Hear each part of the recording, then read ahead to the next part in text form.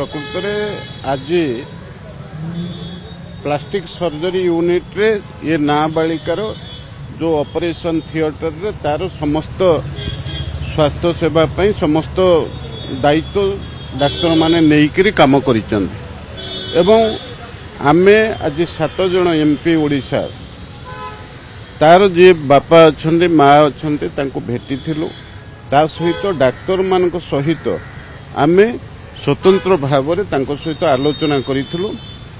वर्तमान पर्यंत नाबालिकाटीर स्वास्थ्य से भल अच्छी बोली डाक्तर माने कहउचंती एवं सेही अनुसार सरकार तरफ जहाँ जहाँ स्वास्थ्य सेवा जोगे देवा पई जेते संभव समस्त व्यवस्था करा जाई। तेणु वर्तमान झीटी भल अच्छी बोली ए प्रकार कथा मध्य आज डाक्तर माने आम संगे आलोचना कला बेले कहिसंती। तेणु आमे समस्ते महाप्रभु जगन्नाथ निकट प्रार्थना करुचु जे सरकार उद्यम सहित एम्स रो डाक्तर मानकर उद्यम सहित आमर छोट झीटी अंतत भल होकरी ओडिशा को फेरू एवं बलंगा थानार ये जो अभावनीय घटना घटी जो दुर्वृत्त माने एथिरे संपृक्त अछंती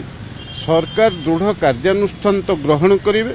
किंतु आमर प्राथमिकता होची ये छोट झीटीर जीवन रक्षा करिवा ये छोट छोट झीटी केमिति समस्त स्वास्थ्य सेवा रो सुविधा पाइकरी घर को फेरू आमे समस्ते कामना करू सेटा को जहाँ डाक्तर माने कहउचंती सेटा को करा जाइछि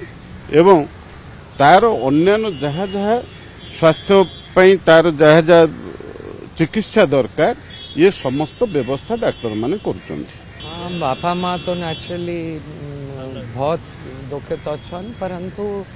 डॉक्टर टीम बहुत भल अच्छी आमे आशा करूछु भगवान को महाप्रभु को प्रार्थना करूछु कि से रिकवर करवा